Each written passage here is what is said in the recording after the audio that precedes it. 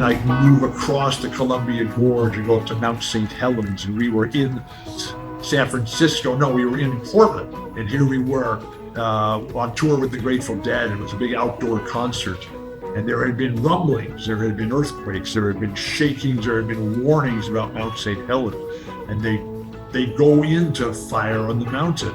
Long distance runner, what are you standing there for? Get up, get on, get out the door. And while they were playing Fire on the Mountain, Mount St. Helens blew up.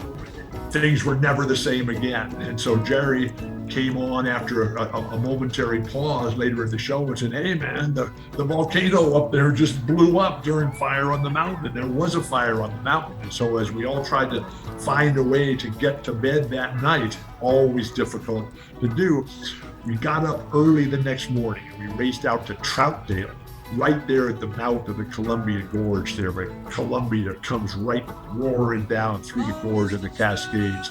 We went to the private airport there, and I had my hotel bill in my hand, and I was waving it, and I was saying that we were scientists.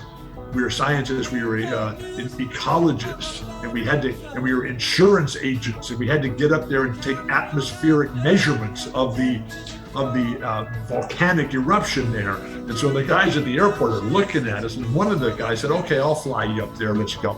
And so there was 4 or 5 of us, and we get in this airplane, little single engine plane, and we had all the windows open, and we fly right into the volcano, man. We're like there, and I keep telling the guy to go lower. Oh, he said, no, we can't go lower. And I waved the paper, my hotel bill in front of him. This is our authorization. This is our scientific paper and duty here to measure this. And so we got down, basically, we could feel the heat coming up from this bubbling, gurgling cauldron of fire and earth and just everything changing, building the platforms for the future, right?